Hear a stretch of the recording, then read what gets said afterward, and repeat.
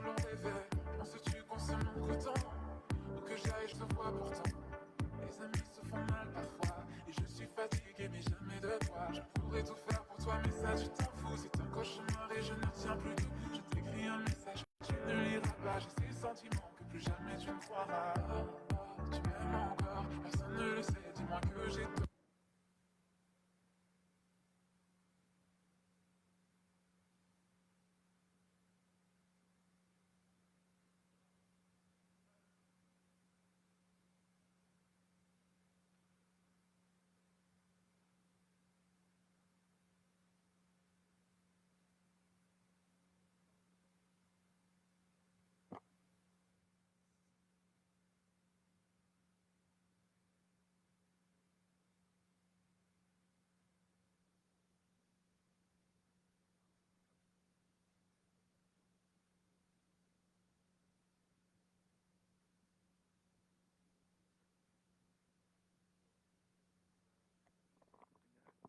Sí, uno, dos, tres.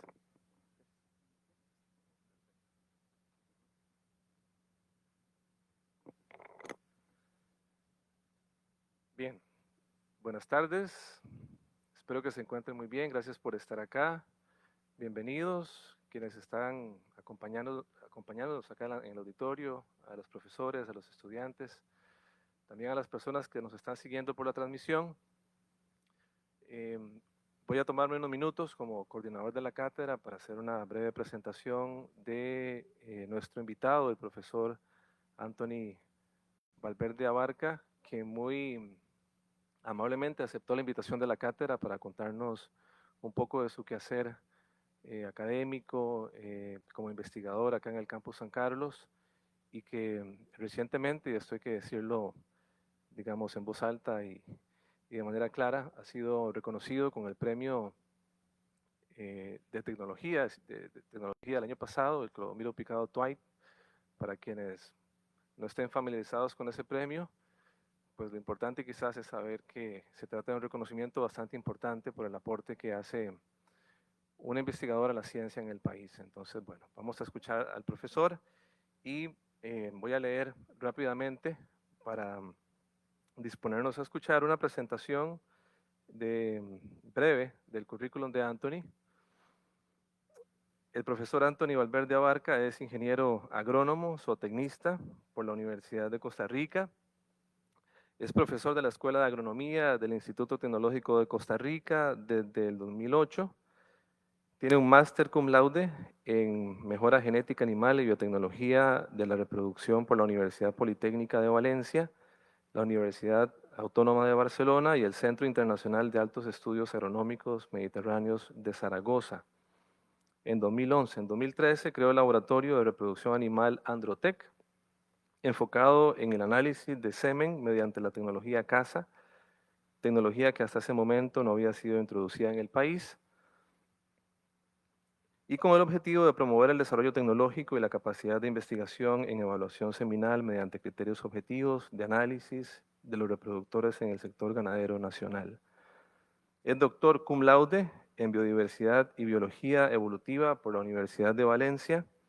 Formó parte del primer grupo de investigación a nivel mundial en caracterizar espermatozoides de caimán y cocodrilo mediante la tecnología CASA.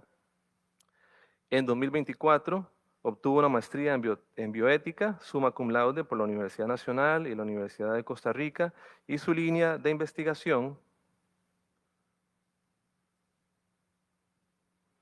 en este campo se centra en la promoción de la ética y el bienestar animal en el ejercicio profesional de las ciencias agronómicas y de los comités de ética científica.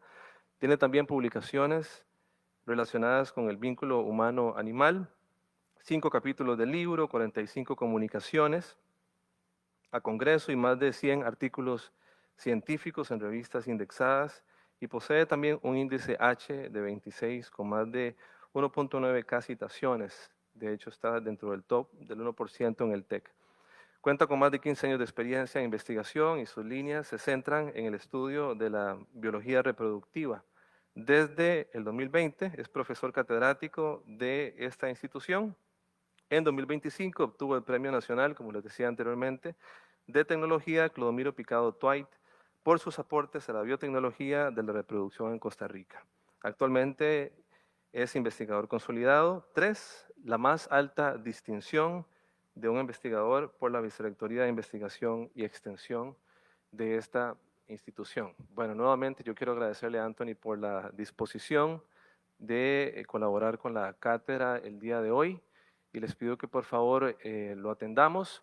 Vamos a prestar atención por un tiempo aproximado quizás de 50, 60 minutos y a menos que el profesor nos diga otra cosa, vamos a esperar a que termine la exposición para sostener un periodo de comentarios y de preguntas al final.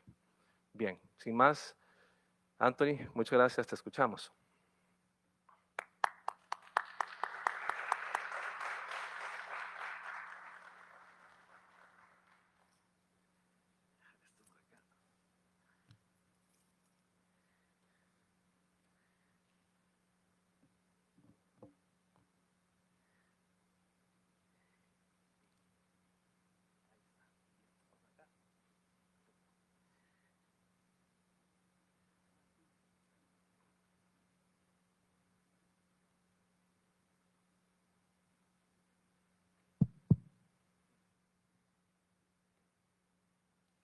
Bueno, buenas tardes a todos. Primero que todo, agradecer al profesor Salas por invitarme a compartir en este espacio tan importante en los momentos en que estamos viviendo en nuestro país para hacer una reflexión crítica, para comentar sobre problemas, realidad nacional, en el entorno en que nos movemos desde nuestra trinchera, desde nuestras áreas de trabajo, y qué mejor que los espacios que nos aporta la universidad para sostener un encuentro, una conversación franca, amena, técnica, científica y muy respetuosa en el marco de nuestra universidad.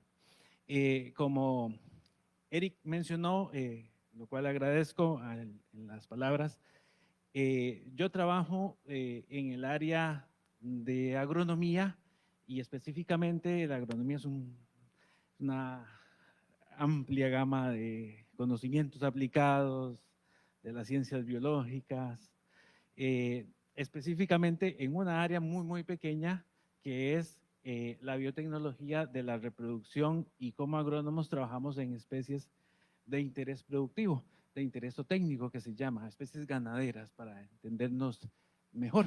Y quisiera compartir con ustedes algunas cosas, 3 o 4 cosas que he aprendido a lo largo de estos años, precisamente compartiendo con estudiantes desde el laboratorio, desde las clases, desde las prácticas, sobre biotecnología en nuestro país y cómo podemos aportar, cómo podemos generar nuevo conocimiento, información valiosa, aplicada, que le sirva a las personas, a las comunidades, en nuestro caso, a los productores para resolver sus problemas. Detrás de esto puede haber mucha ciencia, pero al final una señora, una productora o un productor lo que quiere es ver cómo puede mejorar su sistema productivo para tener una mejor rentabilidad y que eso le permita tener una mejor calidad de vida. Y eso es parte del llamado que como universidad tenemos, o estamos llamados a trabajar en ese sentido para resolver o ayudar a resolver parte de los problemas de las comunidades. Por lo tanto, nos le debemos a los estudiantes, a las personas estudiantes, pero también nos le debemos a la comunidad costarricense. Bien, vamos a ver. Cuando uno empieza a hacer ciencia, ¿verdad? Y ustedes seguramente en las clases lo habrán estudiado o lo habrán visto, uno puede emplear muchos métodos. Nosotros en nuestro caso empleamos el método científico. Y entonces lo primero que hace uno cuando aplica el método científico es que observa, ¿verdad? Y después puede continuar con una serie de pasos rigurosos como lo establece el método científico, ¿verdad? Hasta que uno obtiene las conclusiones y eventualmente puede obtener un resultado. Pero sí que es cierto que durante el proceso pueden haber muchísimas aristas que nos llevan a ir por caminos que pueden ser, digámoslo así, insospechados. Y eso se los adelanto a todos y a cada uno de ustedes. Los caminos por los cuales ustedes van a transitar en su futuro profesional, créanme, que van a ser o que son o que serán insospechados, ¿verdad? Yo inicialmente, cuando me gradué en la universidad, pensaba que iba a trabajar en la industria láctea y ahora terminé estudiando espermatozoides de cocodrilo, como dijo Eric. No sé cómo es posible que llegara a ese punto, pero llegamos a ese punto. Y bueno, eso es parte de esa riqueza que nos da las profesiones que estudiamos en la universidad. Y eso vale para todas las áreas del conocimiento.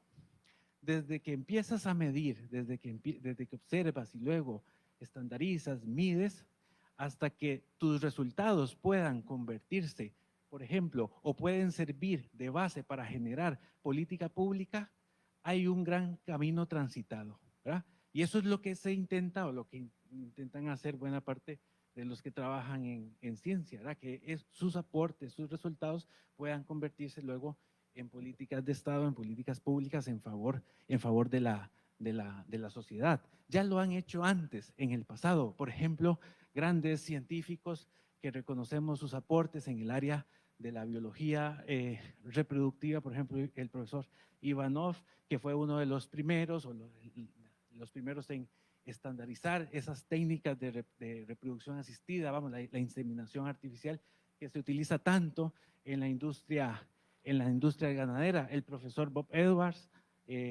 bueno, hablar del profesor Edwards, habría que reconocer todos los aportes que hizo en términos de la fecundación in vitro, ¿verdad?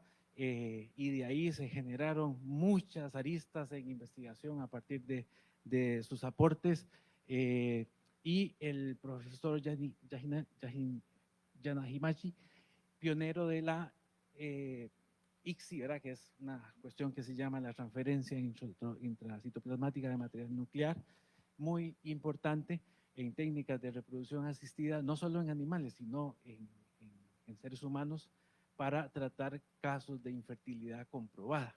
La infertilidad es un problema que afecta, ustedes saben, a los seres humanos, la infertilidad y la subfertilidad también en las especies animales, y es muy importante de estudiar y conocer los alcances y los efectos que tienen, porque en especies animales generan grandes pérdidas a los ganaderos, a las personas ganaderas.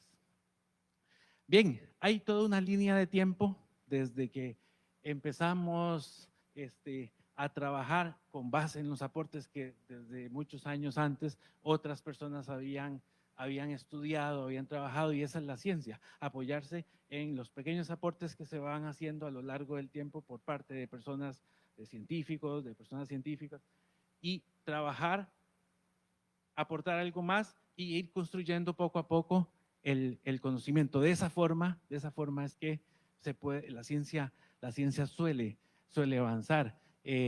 Temas de inseminación artificial, la expansión global de la inseminación artificial en la mayoría de las especies ganaderas, transferencia embrionaria, todo esto, la base primaria, la base inicial ha sido en la especie humana y después deriva de ahí a las especies animales, a las especies de importancia económica. Temas de citometría de flujo, de fecundación in vitro, el análisis de esperma, análisis o nuevos análisis multivariados.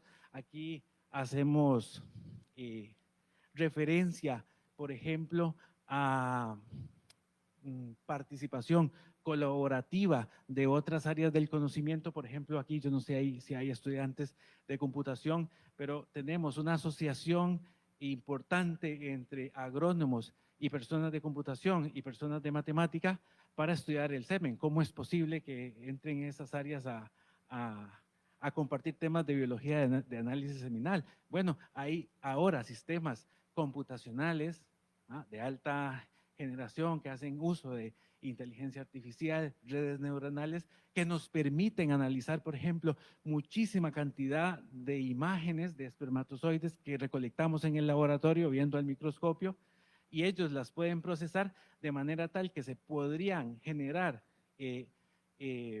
o proponer modelos de análisis robustos de manera tal que sustituyan el ojo humano. Que yo me siento al microscopio, un estudiante se sienta al micro en el laboratorio y se lleva un rato mirando 200 células para decir, bueno, estas tienen esta forma, o determinar lo que fuera de la célula. Si esto lo hace un equipo automatizado, nos ahorramos tiempo, pero también puede hacer en menos tiempo, lo hace muy rápido y lo hace con una precisión tal que podemos tener más confiabilidad en los resultados que estamos generando. Bueno, esa asociación parte por matemáticos que proponen ecuaciones en un modelo que los de computación llevan y ejecutan, y con el conocimiento que nosotros podemos aportar desde la biología, hacemos eso posible.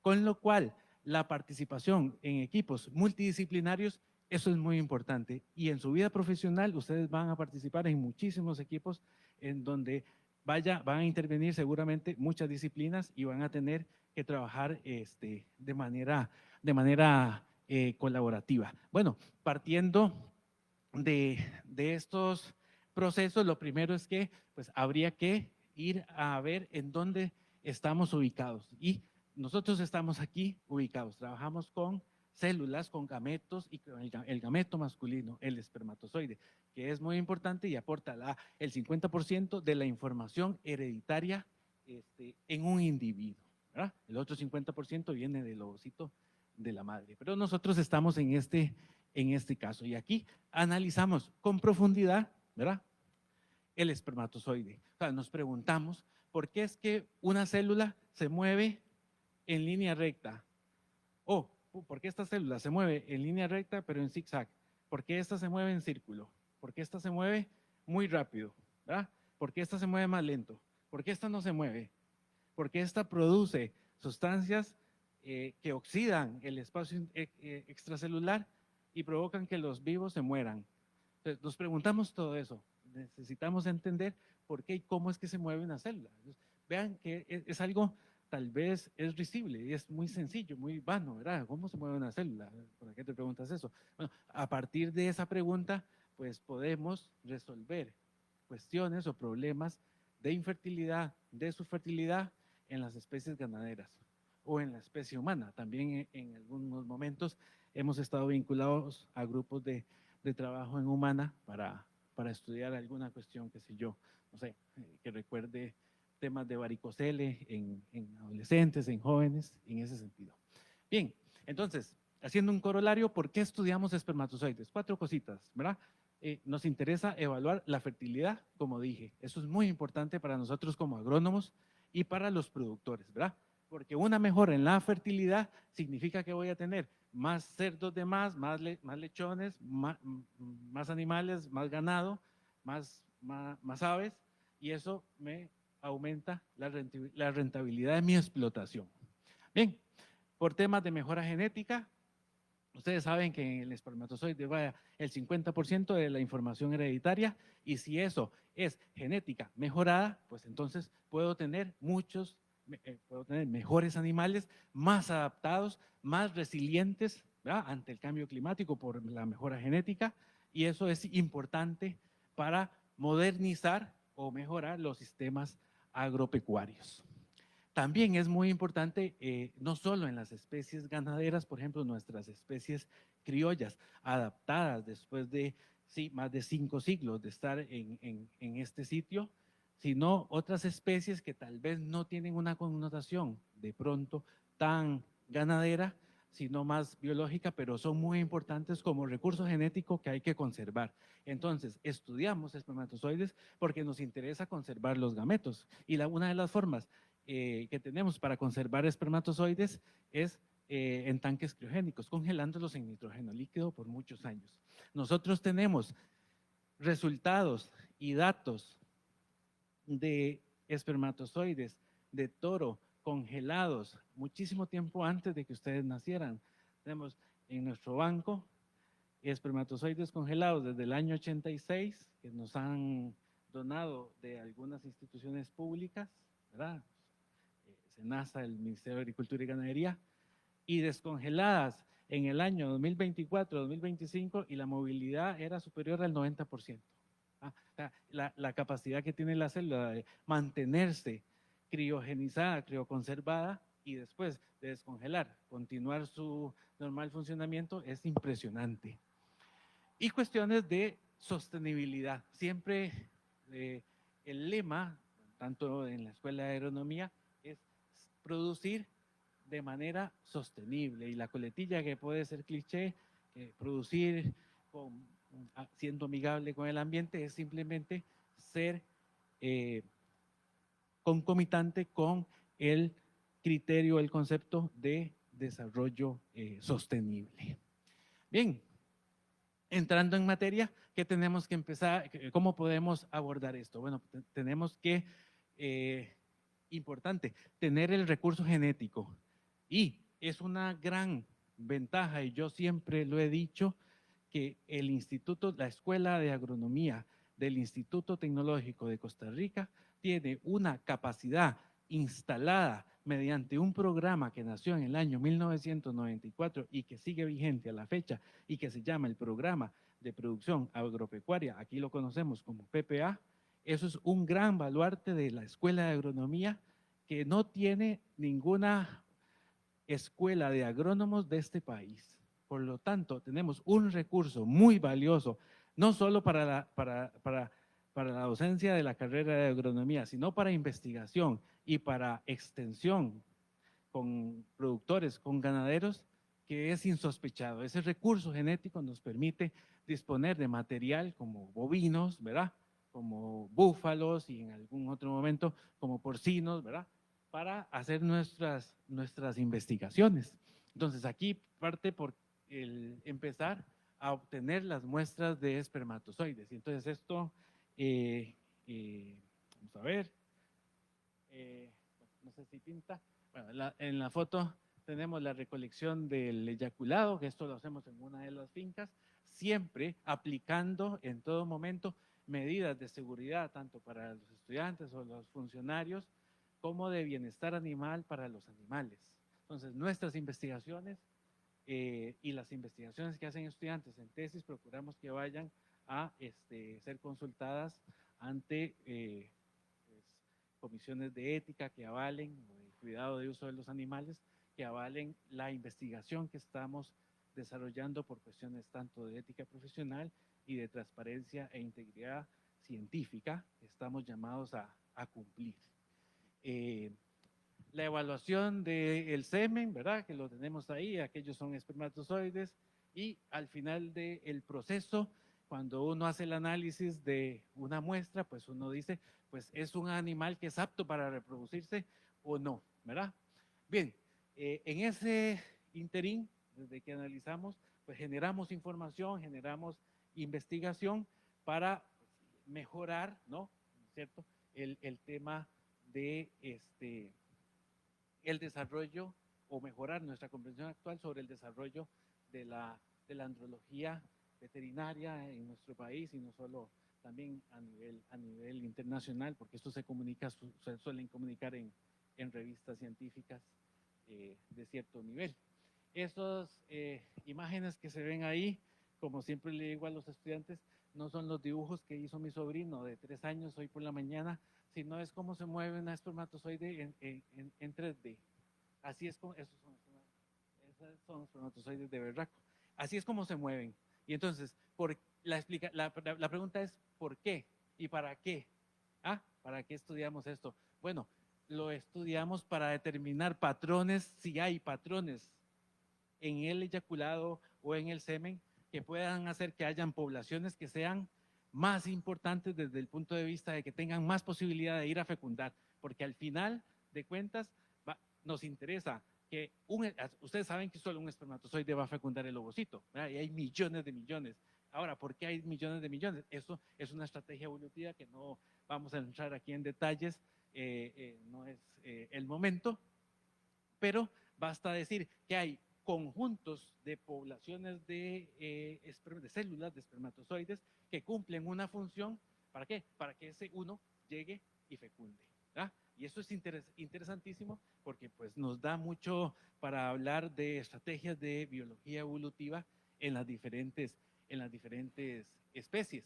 Bueno, hay algunos trabajos que hemos intentado desarrollar, hacer y aportar en el sentido de que caracterizamos cómo es que se debe desarrollar un análisis de esperma en el laboratorio. Y entonces partimos de que trabajamos con una base computacional amplia, robusta, con cámaras de alta densidad, ¿verdad? Que nos permiten determinar con mayor precisión y mayor exactitud, ¿verdad? Cómo es la naturaleza del movimiento de una célula, de un espermatozoide. Entonces hay algunos trabajos que se han desarrollado sobre todo para estandarizar los protocolos de análisis en los laboratorios. Fíjense, yo hoy por la mañana he ido a la enfermería y me he hecho un análisis de sangre, una analítica. ¿Ah? Si yo voy a Limón y me hago esa analítica y me la hice aquí en San Carlos y después me la hago en Guanacaste, yo esperaría, si en condiciones normales, que no con provoco mucha variación en mi organismo, que la evaluación que tengo de la hemoglobina glicosilada en San Carlos, en Limón, en Guanacaste, no vaya a variar mucho. Pues lo mismo es esto, ¿no? En el análisis de esperma, si usted hace un análisis de esperma acá o en San José de una misma muestra de animal, esperaría que no cambie mucho, que no haya mucha variación. Bueno, hay variación que hemos observado, que hemos detectado. ¿Por qué? Porque los algoritmos computacionales y matemáticos del análisis de semen pueden cambiar, no son los mismos entre diferentes sistemas computacionales que estudian el análisis de semen. Entonces, hemos hecho alguno que otro trabajo para tratar de estandarizar eso, que es muy importante para tener unos criterios más robustos y precisos de nuestros resultados. Y si esta información la quiere utilizar un investigador, qué sé yo, en Tailandia para replicar los experimentos que hacen aquí en el TEC, pues que tenga la información y vea que tiene que trabajar con los mismos protocolos que hemos planteado para que no tenga mucha variación y que no tenga una amplia dispersión en sus resultados. Eso es un espermatozoide a la derecha y estos son variables que no vamos a entrar mucho en detalle de cinética avanzada, ¿verdad? Para eso hay que tener una base importante, le digo yo, de los agrónomos de física, de matemática, de cálculo, ¿verdad? Porque al final de cuentas todo eso ese conocimiento uno lo utiliza en la vida profesional, ¿verdad? Y no solo eso, también de química, de biología, porque al final de cuentas estamos siendo una ciencia aplicada. Estudiamos estas variables, son muchas variables que nos aporta una célula, muchísimos datos que podemos recuperar y no solo muchísimos datos, podemos analizar muchas células. Cuando digo muchas células son miles de células en muy poco tiempo, con lo cual la base de datos que puedes tener o que tiene por ejemplo un estudiante cuando hace la tesis se enfrenta a una base de datos de N por N, ¿verdad? Que a veces creo que hasta no cabe en el Excel, ¿verdad? Y tiene que analizarla. Entonces se vuelve un problema interesante, ¿verdad? Y esos problemas bonitos de la vida, de cómo abordar el tratamiento de los datos que se generan. Bien, esto es parte de algunas especies con las que hemos trabajado, pero esta diapositiva me gusta para que ustedes vean, no sé si se ven bien las células, los espermatozoides, pero la morfología que hay tan distinta, la variabilidad tan amplia que hay en las formas de las diferentes especies ganaderas. Y si ustedes creen que la forma varía muchísimo, pues fíjense en estas otras especies, no sé, el esperma de panda gigante, ¿verdad? O el esperma de rata, la variación que hay en la forma, en la morfología. Este es un rasgo que nosotros estudiamos porque tiene una base genética importante también y que afecta la fertilidad. Entonces, identificamos todas esas fuentes de variación asociadas a las células, a los espermatozoides, que nos permiten tener información sobre sobre la fertilidad posible de un reproductor, ¿verdad? Y si ya puestos, ¿verdad? Ahí tenemos espermatozoides de mariposa, de zángano, de erizo de mar, ¿ya? con todas estas especies hemos trabajado, ¿verdad? Y algunos estudiantes han sido capaces de extraer semen de mariposa, estudiantes de acá del TEC. Estas son muestras fijadas de mariposa que las obtuvo una estudiante en el curso de reproducción animal. Y bueno, nos aporta nueva información. Al día de hoy yo no tengo ni idea, no me lo pregunten cómo congelar semen de mariposa, es que no tengo ni idea, ¿ya? Pero podemos estudiarlo, ¿ya? Podemos tomar tiempo para estudiar cómo poderlo hacer, ¿verdad? Ya hay trabajos, ¿verdad? Importantes, ya hay gente en este país que está extrayendo semen de zángano para inseminar abejas reina. Y inseminar por inseminar no tiene mucho sentido, pero lo que está haciendo es tomando ciertas líneas genéticas apícolas, ¿verdad? Que son muy buenas productoras de miel y que tienen una particularidad importantísima, que son notablemente menos agresivas las colmenas. Eso está muy bien, ¿no? Sean menos agresivas y más productoras de miel. Y esas líneas genéticas las están cruzando con otras líneas que son muy productoras, incluso más que estas, pero que son muy, que se enjambran mucho, que tienen mucha agresividad, con lo cual estamos haciendo un cruzamiento que se llama en genética un cruzamiento correctivo, ¿verdad? En donde aprovechamos los aportes de estas dos líneas y generamos líneas muy productoras, pero con baja agresividad. Y eso ya se está haciendo, ¿ya? Los productores, para inseminar una abeja reina, se ocupan 8 zánganos. Hay que sacarle un semen a 8 zánganos. Cuando se le saca semen a un zángano, adiós zángano, ¿verdad? Gracias, aporte su genética, pero se muere el zángano, ¿verdad? Eso es un tema. Bueno, eso se hace para resolver problemas, ¿verdad? Porque no sé, hacer ciencia, vamos, eso está muy bien, y hacer ciencia está muy bien, pero ojalá con sentido, ¿verdad? Que tenga una aplicación. Yo sé que podemos hacer, y la hemos hecho, ciencia básica que de momento no tiene una aplicación. Ahora, 1 o 2 siglos después puede ser que sí, ¿verdad? Ya. Bueno, hay ciertos enfoques también estadísticos y de inteligencia artificial automatizados que nos permiten desarrollar nuevos modelos predictivos, ¿verdad? Para el estudio del esperma, el estudio del semen. Yo aquí les hablo solo de cuestiones espermáticas y qué es lo que hemos venido desarrollando. También hemos estudiado la naturaleza de la congelación del esperma, ¿ya?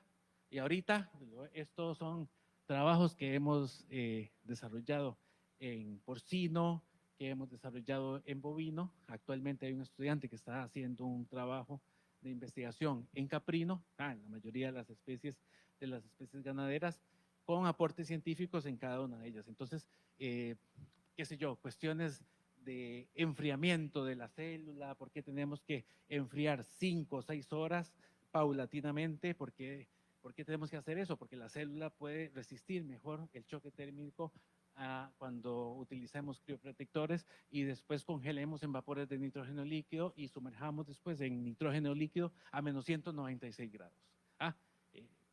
Entonces, para eso estudiamos todas estas cosas con el propósito de disponer de material genético para mejorar fertilidad, la mejora genética, para conservar recursos genéticos con ese sentido. Obviamente, estos procesos cuestan dinero, quiero decir, la investigación cuesta dinero y pues alguien tiene que pagar por esa investigación. Las universidades hacen un gran esfuerzo y a veces nosotros, aquí veo que hay profesores, investigadores y no me dejan mentir, muchas veces nos toca investigar con las uñas, ¿verdad? Hay que tener ciertos mínimos necesarios, pero muchas veces la investigación científica que generamos, el nuevo conocimiento que generamos en la universidad es parte de esa mística universitaria que yo he confirmado en más de una ocasión, tanto de personas académicas como personal de apoyo a la academia en la universidad.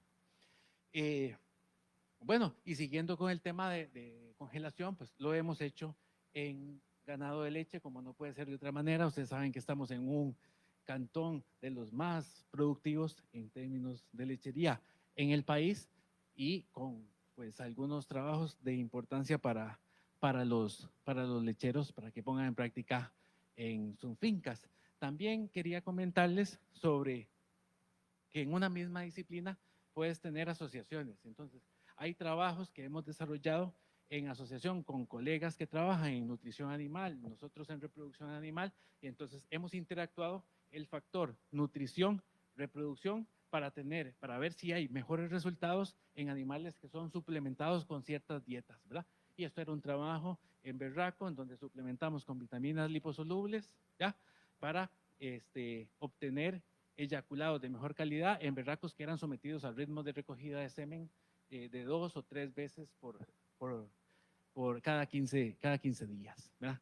Con resultados importantes. Bueno, ahí están los resultados que se han generado. No entro mucho en detalle, simplemente que con nuestras investigaciones hemos podido mejorar en términos de los protocolos de descongelación del esperma, más o menos 33 puntos porcentuales de mejora. En términos de la suplementación con vitaminas y minerales, hemos visto mejoras del 35% en la calidad del esperma que se producen o que producen los machos, y con sistemas de análisis espermático que se llevan a la finca, ¿verdad? Sistemas CASA que se llaman de portátiles, hemos visto eficiencias en la mejora y en la precisión de los resultados que estamos obteniendo del orden del 15%, 15 puntos porcentuales de eficiencia, con lo cual eso es un resultado valioso para el productor y que nos ayuda a tener ese respaldo y esa confiabilidad que nos da los resultados científicos de cara a un grupo de productores, ¿verdad? Que cada vez se especializan más, ¿verdad? Ya hay productores, personas productoras que te hablan de peroxidación de la membrana del espermatozoide, cosas así, ¿no? Quiero decir que la gente se va especializando. También es importante no solo quedarse viendo el microscopio, sino profundizar un poquito más. Y algunos trabajos que hemos desarrollado en asociación, trabajos que hemos desarrollado en asociación con el Centro Nacional de Alta Tecnología, el CENAT y el CENIBIOT, en Pavas, de citometría de flujo para meterse más dentro de la célula y para sacarle más información a ese espermatozoide, a ese gameto. Bueno, y aquí vemos un resultado de ello. Podemos estudiar cuestiones de viabilidad celular, de estado cromosomal, de morfología. Son parámetros funcionales fisiológicos, de fisiología reproductiva, que nos van a aportar mucha más información sobre el estado reproductivo de un toro, de un berraco, de un caballo, lo que fuera, ¿no? También es importante, ya sé que nosotros no tenemos camélidos suramericanos acá, pero podemos trabajar en asociación con otros grupos de investigación de otros lugares del país y aportar, ¿verdad?, un poquito de lo que sabemos, ¿verdad? Y entonces, pues, hemos hecho algunos trabajos en Alpaca, en Llama, en Cuña, en Guanaco, en ese sentido, con ciertos grupos. También es cierto que nos hemos vinculado en otros momentos con gente que está muy interesada en el tema de acuicultura, ¿verdad?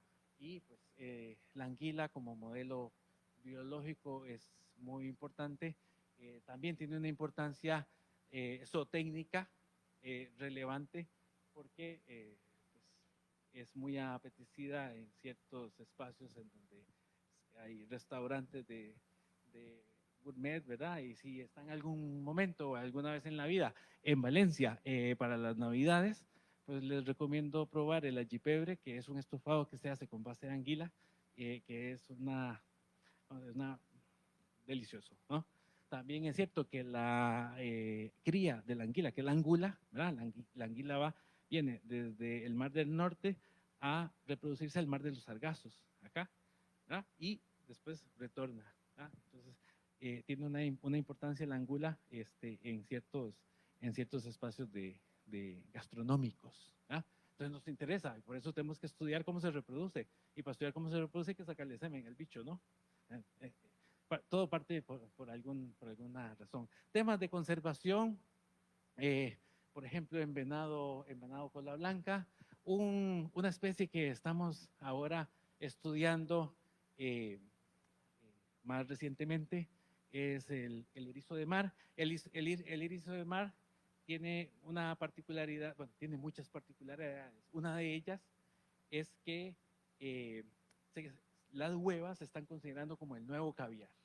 ¿Ya? Yo lo he probado, no me ha gustado nada. ¿No? Bueno, hay que probarlo una vez en la vida todo. ¿Ya?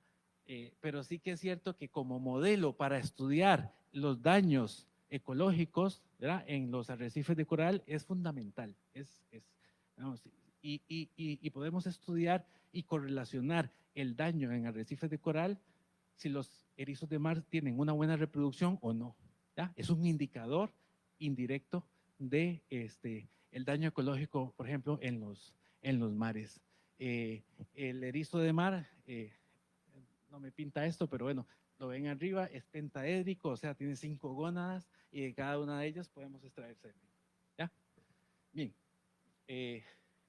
Bueno, también como mencionaba Eric, en algún momento tuvimos la oportunidad y esos fueron gracias a un programa que tiene la Escuela de Agronomía, que voy a mencionarlo porque es importantísimo, es el programa Ecotec, ¿ah?, que seguramente algunos de ustedes lo conocerán, de ecoturismo científico, con caimanes, con cocodrilos en cautividad. Pues, estudiamos y caracterizamos un poco el esperma de estos animales con propósitos de conservación. Si bien es cierto que el cocodrilo no está amenazado de peligro de extinción, sí es vulnerable en la categoría LICN. Equino, también algunos trabajos que hemos hecho en equino, también con grupos en España, ganado equino, burros, caballos, para determinar calidad del semen en estas especies. Por ejemplo, el equino es muy importante en carreras y es muy importante también en ciertos espacios productivos como un animal de trabajo, ¿verdad? También es cierto que en este interín, ¿verdad?, nos hemos dado cuenta que trabajando con espermatozoides y congelando y criopreservando, ¿qué estamos haciendo? Estamos teniendo un banco de germoplasma sin darnos cuenta. Y en este país, en nuestro país, los bancos de germoplasma, la normativa y la discusión en torno, tanto ética como normativa, en torno a los bancos de germoplasma, los biobancos en especies ganaderas, está muy poco desarrollada. ¿Ya? Hay que empezar con colegas que trabajen en filosofía, en bioderecho, en bioética, ¿ah?, y en biología, en agronomía, en donde se congelen muestras biológicas de recursos genéticos animales y vegetales, a ir generando información sobre esto y que pueda servir de base para generar las políticas públicas necesarias para tener bancos de germoplasma, bancos de semen en este país. Y todo eso parte por empezar siendo curiosos, ¿verdad? Por que ustedes se hagan una pregunta, ¿verdad? Y a partir de ahí te lleva por caminos que uno nunca no cree que pueda ir, ¿verdad? Entonces, partiendo de ciencia biológica, con una formación adecuada, con un conocimiento, siendo responsables desde el punto de vista ético, podemos generar un impacto social. Y eso es la brújula que debería llevar, creo yo, la investigación científica. Sí que es cierto que hay algunos pilares en biotecnología reproductiva que valga la pena notar, ¿ya? La evaluación, la integración disciplinar es muy importante, el tema de biomarcadores, la evaluación multidimensional y estándares reproducibles son fundamentales para que tus resultados los pueda utilizar otra persona o tus aportes los pueda tomar a partir de este momento otra persona y pueda generar nueva información, ¿no es cierto?, valiosa para la ciencia. Todo este mundillo que les he venido comentando, pues nace por ahí del año finales 2013, 2014, con la creación de un laboratorio acá en el TEC que se llama Androtec, Laboratorio de Reproducción Animal. Somos un espacio en Biotech, un espacio reducido, ¿verdad? Y ahí es donde estamos y intentamos aportar desde nuestra área del conocimiento a temas de democratización tecnológica. Los sistemas CASA de evaluación seminal inicialmente eran sistemas, bueno, todavía son sistemas, vamos a ver, muy de difícil acceso para los productores. Por muchos años estuvieron relegados a institutos de investigación, a bancos nacionales de semen, lo que fuera, pero los productores no tenían acceso a esa tecnología. Bueno, con todo el avance de la ciencia y la tecnología, ahora tenemos sistemas automatizados de análisis de esperma que se pueden llevar al campo. Hay ganaderos que ya los tienen, hay veterinarios que lo tienen y están trabajando en campo con ellos, pero sí que es cierto también que hay sistemas CASA de acceso abierto, ¿verdad?, que democratizan el acceso a esa tecnología. Y entonces un pequeño productor puede invertir en un microscopio, tampoco tiene que ser un microscopio de alta gama, pero puede invertir en un microscopio y con sistemas computacionales de acceso libre y con software libre de evaluación seminal, puede tener información veraz que se genere en su propia finca para la toma de decisiones. Eso es parte de lo que Androtech ha venido desarrollando, contribuyendo a la producción ganadera mediante la utilización de machos mejorados genéticamente y utilizarlos desde el punto de vista reproductivo, y al final de cuentas todo esto pues simplemente aporta hacia la soberanía y seguridad alimentaria de nuestro país, que está, bueno, no está, pues desde hace ya mucho tiempo es amenazada, ¿verdad? Y podemos discutir un poco más sobre eso. Bien. Bueno, tenemos pilares de responsabilidad ética, social, y eso estamos llamados en la universidad a velar por eso, en términos del bienestar animal que hablamos, en términos de la integridad científica y el impacto que tiene nuestra investigación, nuestro conocimiento que generamos en la sociedad para ser utilizado. ¿Qué lecciones hemos aprendido? Bueno, cuestiones de responsabilidad científica. Hemos aprendido a escuchar activamente a las personas productoras. Nos tienen mucho que decir. Su conocimiento empírico es muy importante y a veces nos ayuda a entender, ¿verdad?, cuestiones complejas de la ciencia. Hay que reconocer siempre que no lo sabemos todo. Siempre van a haber personas que sepan más que vos y menos. Y hay que tener la humildad para ir y tocar la puerta a gente que trabaje en otras disciplinas que no controlas y decir, mira, necesito esto y creo que vos podrías aportar al equipo. Eso es tener humildad. Bien, también no solo publicar y publicar, nada, del paper a la realidad. Las comunicaciones científicas son muy importantes, pero alguien tiene que traducir eso, ¿no?, y llevarlo a la realidad. Siempre es muy importante mantener relaciones estrechas con otros equipos de investigación, con investigadores de diferentes sitios, porque nos ayuda a estar más interconectados. ¿Cómo nos interconectamos nosotros en ciencia? Cuando visitamos o cuando participamos en algún congreso, ¿verdad? Esa es una de las formas, y además se come muy bien, ¿verdad?, en el sitio donde vayas, ¿verdad? Y de esa manera construimos colectivamente.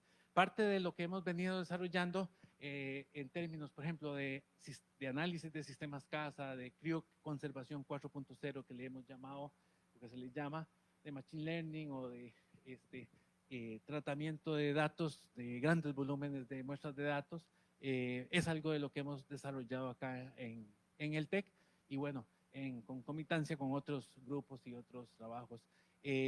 Seguimos trabajando en temas de conservación, de agricultura de precisión. El tema de los biobancos lo hemos trabajado, seguimos trabajando porque creo que hay mucho potencial y mucho por hacer en ese sentido. Y también es cierto que tenemos investigaciones en curso que van ahora en otras líneas para estudiar, por ejemplo, cómo podríamos mejorar, ¿ya?, la calidad del esperma de ciertos animales que son muy buenos genéticamente, pero que tienen grandes problemas reproductivos. La mejora genética, cuando se hace mejora genética, siempre hay un problemita con la reproducción. Eso se puede entender desde la genética cuantitativa, no entramos en detalles, basta decir que machos mejorados genéticamente a veces tienen muchos problemas reproductivos. Entonces, mediante prácticas biotecnológicas o técnicas de reproducción asistida, podemos ser capaces de mejorar esa calidad de esos machos mejorados genéticamente. Y, por ejemplo, el tema de antioxidantes, el tema de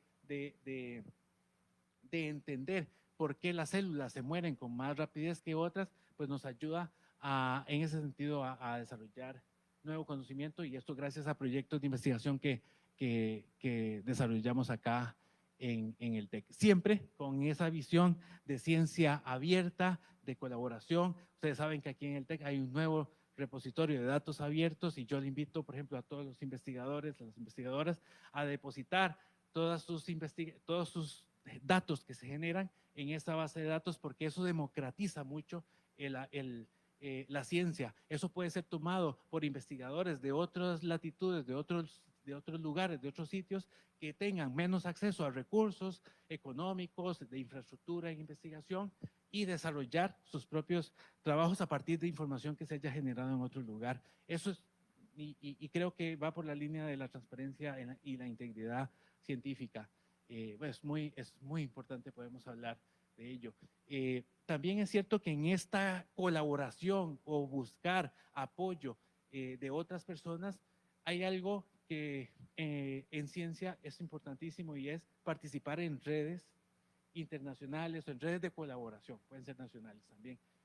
Y pues nosotros tenemos participamos desde hace muchos años en una red iberoamericana de conservación de recursos genéticos animales, se llama la red Combian, y participan muchos países, y todos los años hacemos un congreso y llevamos nuestras investigaciones para comunicarlas, y es una semana que vamos a ver, una semana de mucho trabajo, desde la mañana hasta la noche, porque se presentan muchísimas comunicaciones a congreso, aprendes mucho, y compartes con colegas que te pueden dar ideas o que generan espacios de reflexión, de discusión importantes para seguir en la línea de lo que estamos estudiando, trabajando, que son promover la conservación de los recursos genéticos animales en nuestros países. Bueno, hay algunos países por ahí. Como resultado de todas estas colaboraciones, bueno, eso es parte de algunas colaboraciones que tiene Androtec con otras instituciones, ¿verdad? Y bueno, por ahí algunos resultados que pueden ser medibles, si es que nos quieren medir, ¿verdad? Y yo puedo venir hoy aquí a contarles todas estas cosas gracias a todas esas personas que están ahí, que son las que hacen el trabajo, que van al campo, que investigan, que trabajan, ¿ya? Que escriben, y hacen posible que yo venga aquí a contarles estas cosas. Y ahí, además, son personas encantadoras, cosa que sabe muy bien cualquiera que les conozca, con lo cual ir a trabajar todos los días es una satisfacción. Por último, y creo para ir cerrando, quisiera hablar un poquito de el motor de movilidad social. Vean, al día de hoy, no sé yo cuál es otro ascensor social que no sea la educación. Si ustedes saben, me lo dicen. No existe al día de hoy un ascensor social más importante que la educación. Con lo cual, no es porque estamos aquí en la universidad, estamos llamados a defender, a medida de nuestras posibilidades y desde nuestra trinchera, ¿ya? Con argumentos, ¿ya? Con resultados, ¿ya? No solo con palabras. ¿Por qué es tan importante la educación y por qué es importante que el país continúe apostando hacia una educación rigurosa, de calidad, que vaya a resolver parte de los problemas que tiene este país? y ustedes son los llamados a eso. Si eventualmente tuviesen ustedes que salir del país a estudiar, a prepararse después de que hayan tenido una preparación a nivel de grado en esta universidad, en cualquiera de las universidades de este país, recuerden siempre que si se tienen que ir, vayan a aprender. Si pueden regresar, vengan para construir, para aportarle a ese país, para devolverle a Costa Rica lo que Costa Rica ha invertido en ustedes al apostarles por la educación, por el acceso a la educación pública. Y bueno, siempre en tiempos difíciles, sostener la educación y la investigación es construir futuro. Ustedes reciben una educación, eso no es un privilegio, eso es una deuda que ustedes asumen con la sociedad. Por lo tanto, el éxito individual es asumir esa responsabilidad que tienen ustedes como generación a partir de una ética y una ciencia comprometida. Ir para aprender, volver para construir, si pueden, no olvidarse de su patria y siempre mantener presente ese espíritu colaborativo, siempre en la medida de sus posibilidades. Yo creo ya. Bueno, ya.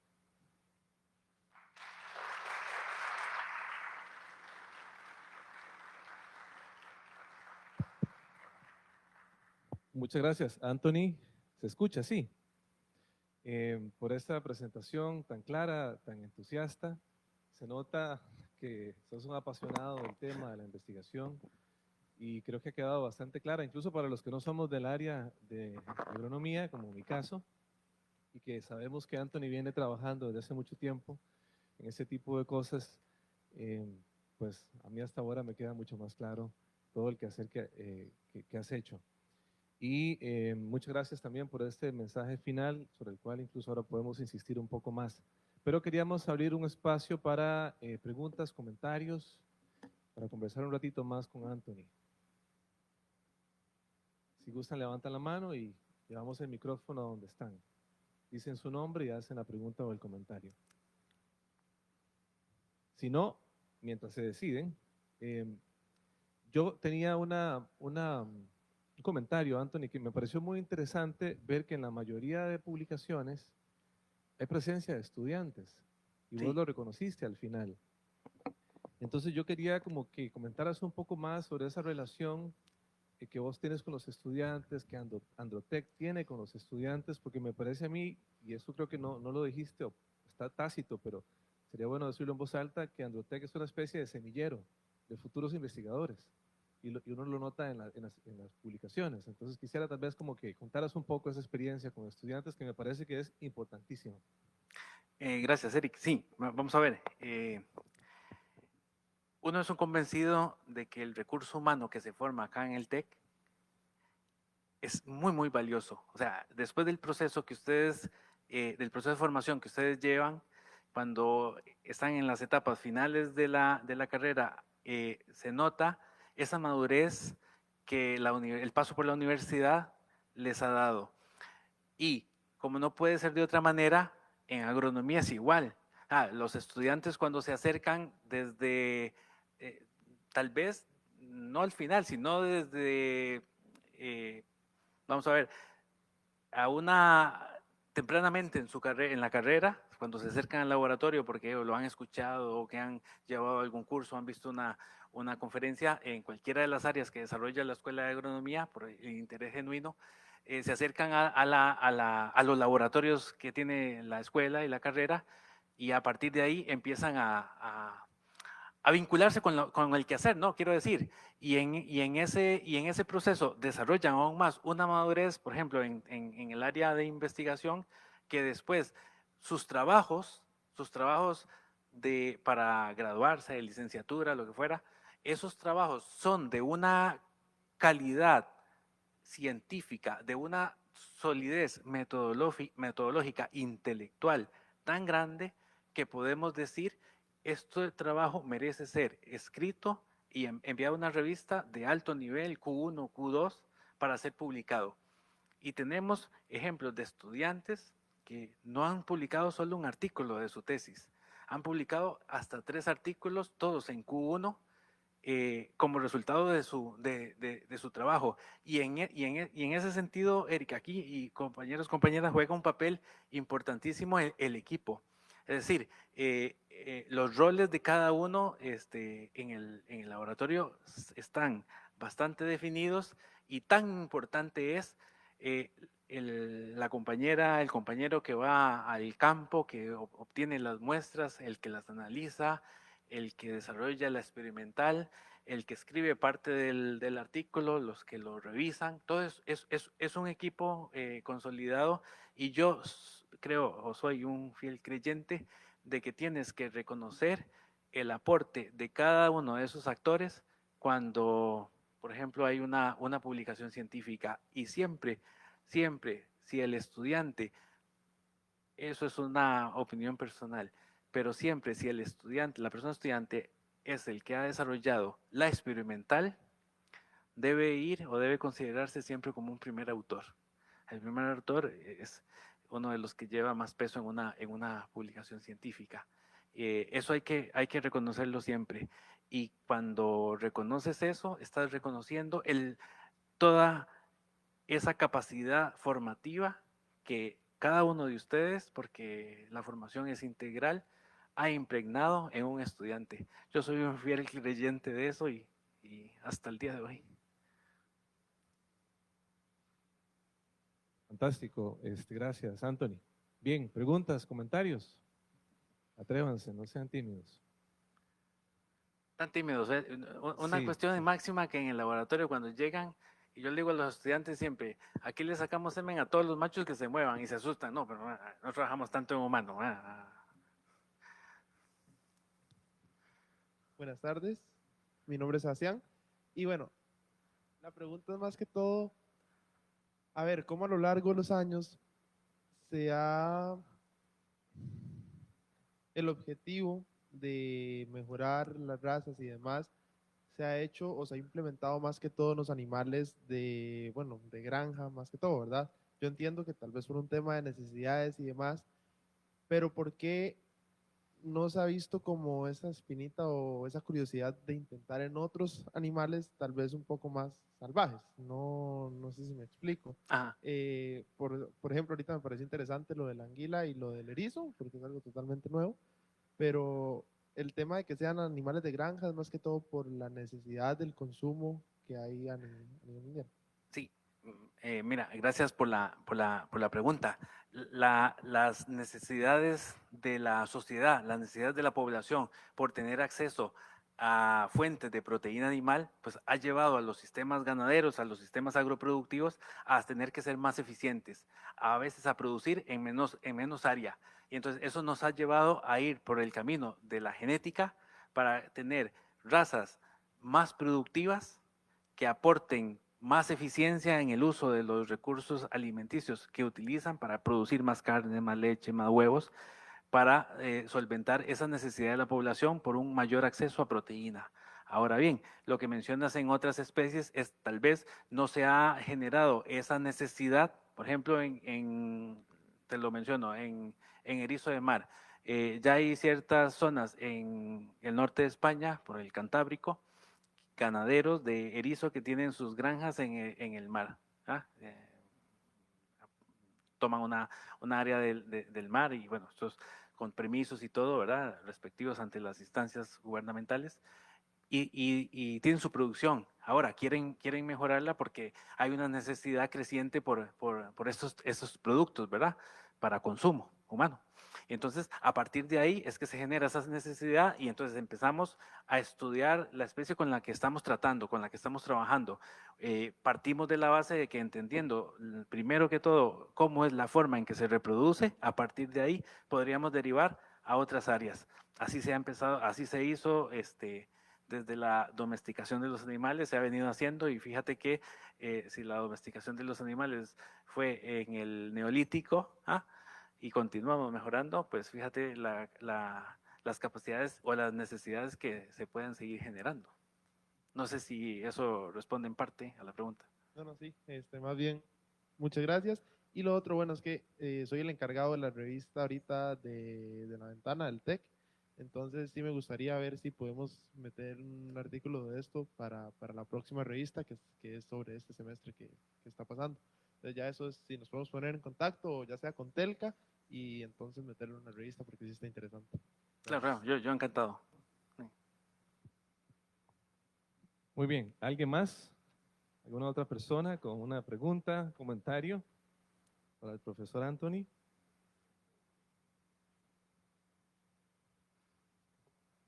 Buenas tardes, Anthony. Muchas gracias por aceptar la invitación y compartir con nosotros.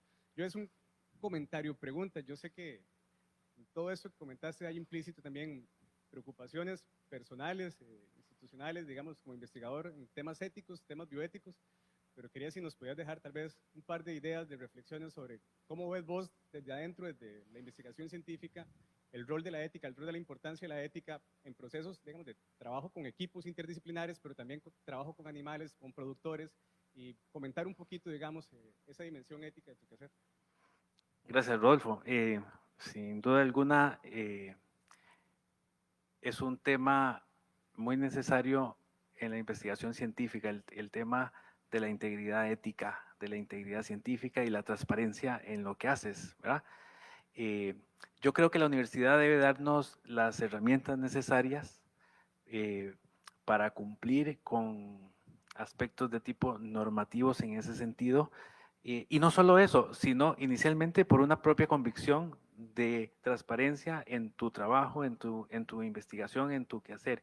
Y a continuación, pues por cumplir criterios normativos para eventualmente tener un sustento a la hora de enviar tus comunicaciones a las revistas científicas internacionales. Ahora, eso está bien, ¿verdad? Sin embargo, viendo un poquito la realidad nuestra que nos atañe, el instituto tiene todavía algunas debilidades, entre ellas es que no contamos en nuestra universidad con un comité ético-científico. Es muy necesario, tampoco contamos con un comité institucional para el cuidado y uso de los animales, y eso nos obliga a que las investigaciones que intentamos llevar a cabo, las tesis de graduación de estudiantes en el área de zootecnia, tienen que ir a ser consultados y consultadas a otros comités de otras instituciones, con el agravante de que eso pueda generar plazos extensos y las investigaciones no puedan llevarse a cabo hasta no tener en el tanto estas resoluciones positivas. Yo hago un llamado aquí, si se puede, a nuestras autoridades universitarias con el máximo de los respetos para que en el corto, mediano plazo podamos disponer de estas instancias que nos permitan asegurar transparencia en las investigaciones que desarrollamos. Es un llamado vehemente, respetuoso, para seguir trabajando y seguir aportando desde pues, la investigación que desarrollamos desde la universidad. Es una percepción última que quisiera externar. Muy bien. Gracias, Anthony, nuevamente. Una última oportunidad para alguna pregunta o un comentario. Quizás, Anthony, antes, bueno, como para abusar un poco de tu confianza, de tu tiempo y de la palabra de mi parte, yo lo que quisiera solicitarte es tal vez un pequeño mensaje. Muchos de los estudiantes que están acá creo que son de primer año, de segundo año. Cuando ellos ven todo esto les parece algo lejano quizás, pero bueno, este puede ser el futuro de muchos y de muchas, ¿verdad? Tal como vos lo dijiste al principio. Quizás como para cerrar con una nota inspiracional, digamos, quisiera que compartieras con ellos un pequeño mensaje de motivación, sobre todo ahora que ya está empezando la recta final del semestre. Bien, no, yo quisiera decirles que, vamos, el tiempo es inexorable, ¿no? Y en un abrir y cerrar de ojos se te va la vida, ¿no? Entonces, lo primero que yo pudiese decirles es disfrutar la universidad, disfrutar este espacio que ustedes tienen para compartir con sus compañeros, sus compañeras, para llevar los cursos, disfrutar los cursos, ¿verdad? Disfrutar los momentos difíciles también, ¿verdad? Porque eso nos da esa entereza que nos caracteriza como unos buenos profesionales en el futuro ante las adversidades. Siempre van a haber adversidades, todos los días tenemos problemas que resolver. El que diga que no tiene problemas, pues creo que faltaría la verdad, pero disfrutar en todo momento el paso por la universidad. Vean, esto es un flashazo en la vida que ustedes van a llevar, y hoy pueden ver lejano ese último curso que se llama TFG, pero créanme que en un abrir y cerrar de ojos van a llegar ahí, y después van a estar en este mismo auditorio, ahí ustedes como están ahorita, los veo ahí, pero con el birrete, ¿verdad? Y recibiendo el título de una institución pública de educación superior. Así que aprovechar el tiempo en todo momento, disfrutar el tiempo y siempre ser felices. Muy bien, gracias Anthony. Un aplauso, sí.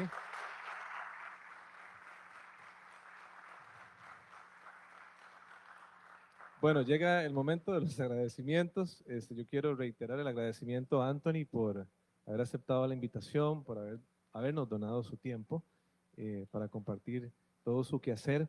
Me gustaría reafirmar el mensaje final que él nos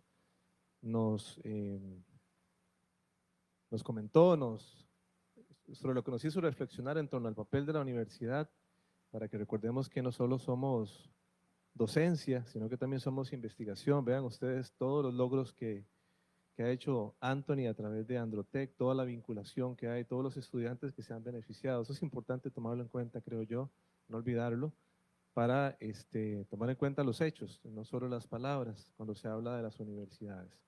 Bueno, gracias Anthony, gracias también a quienes estuvieron aquí en el auditorio, a quienes nos escucharon quizás por las redes sociales, a los compañeros también de soporte técnico, por el acompañamiento. Y bueno, nos vemos en la próxima actividad de la cátedra. Que tengan una buena tarde. Gracias.